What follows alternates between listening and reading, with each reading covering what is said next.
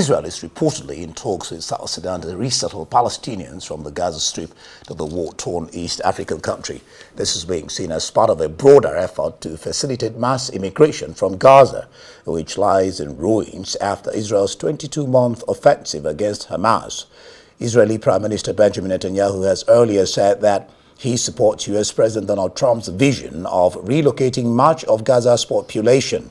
Netanyahu refers to it as voluntary migration, and Israel has floated similar resettlement proposals with other African nations. Meanwhile, more than 100 aid organizations call for the end to Israel's weaponization of aid in Gaza. They're urging the international community to pressure Israel to immediately open all land crossings to deliver humanitarian aid. We made all kinds of attempts, we went through a lot, but it turned out that they were just misleading us.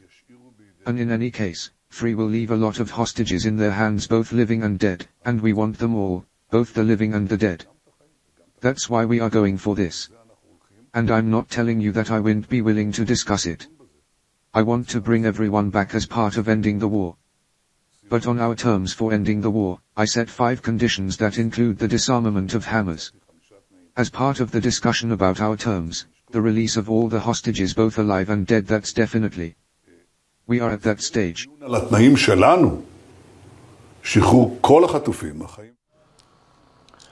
Hamas's Al-Qassam brigades has claimed 2 attacks on Israeli forces in Gaza's Khan Yunis, saying the fighters hit Merkava tanks with RPG and achieved direct hits.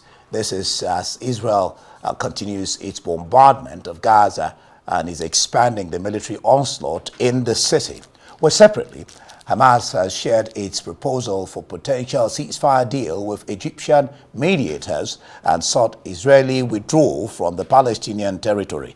The conflict escalates as Israel pushes forward with its controversial Gaza conquest plan. Well, for more on this, I'm joined now on the line from Nigeria's Federal Capital Territory here in Abuja by the Israeli ambassador to Nigeria, Michael Freeman. Michael, glad to have you join us on The World. Good evening, and thank you for having me. It's a pleasure to be here. Wonderful. What are the details about this agreement that Netanyahu, your prime minister, is talking about with certain countries? Well, I saw the report on the news, and I don't have anything specific, but what we do know is that we believe that those people who wish to leave Gaza, those Palestinians who wish to leave Gaza voluntarily of their own free will, should be allowed to do so. If somebody wants to flee from a war zone or somebody wants to move, then that's their right. And if there are countries that are willing to take them, then we would certainly say that according to human rights and according to abilities, if somebody wants to leave, they should be allowed to do so. All right. Well, Netanyahu says they are not forcing Gazans, but reports are saying otherwise. That's not what is holding out on the ground. Look, as I said to you, we know that at this point there are numbers of Gazans who wish to leave. They're in a war zone. If you look at any war anywhere in history, we can see in Sudan at the moment, we saw in Iraq, we see in Libya, we see all across the world that when a war takes place, populations move, populations want to get out of the war zone. This is the only war in modern history where people are trying to stop the civilian population from fleeing the war, whether that's temporarily, whether that's permanently, whatever it might be. But here we are forcing the civilian population to remain in place, even though many of them want to leave, even if it may be temporarily. And I think that clearly we should be allowing them to do so. Many said they don't want to leave because it's the ancestral land, but that's, by the way, South Sudan is denying any such talks with Israel. It says any report of such is baseless and do not reflect the official position of South Sudan.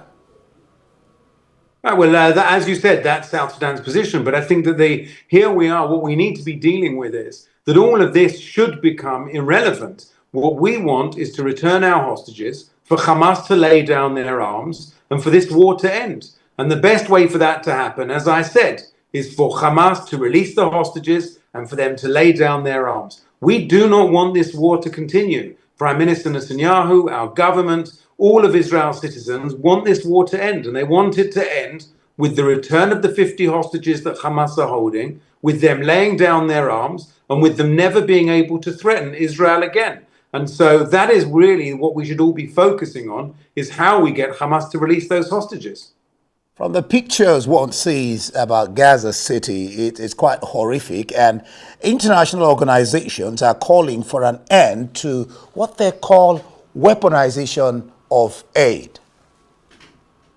Well, I think if anybody's weaponizing the aid, it is Hamas. We've seen that they are stealing the aid. In fact, the United Nations released this month their statistics for June. And in those statistics, it showed that over 87% of all of the trucks that were being entered the Gaza Strip with aid were being stolen by Hamas. So if somebody's weaponizing aid, it's Hamas. They're the ones stealing it. They're the ones stopping it getting to their population. They're the ones who are controlling and making sure that any other form of aid that could come in that would go directly to the people is stopped, because they want to control. They want to control the Palestinians' lives. They want to control what they can do, when they can do, where they can do. And this weaponization of food by Hamas is absolutely outrageous. It should be condemned by the world, and it should be stopped so that we can make sure the Palestinian people there can get the food they need, can get the aid they need. There is no limit to the amount of aid that we are allowing into Gaza.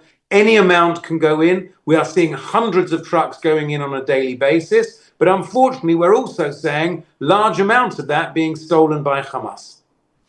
Well, that's not what some of the reports we're seeing is saying, Ambassador. But the Indonesians, I don't know how much you know of this, but the Indonesians are agreeing to take 2,000 Gazans conditionally, though, just for what they say is treatment, but they should return afterwards back to Gaza.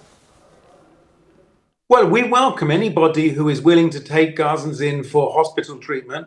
We've arranged for hundreds of Gazans to be taken for hospital treatment on a monthly even basis. We've seen thousands of Gazans that have gone out for hospital treatment, for medical care. And if there are countries that want to provide that medical care, whether that's for them to then return afterwards, we are certainly in favor of that.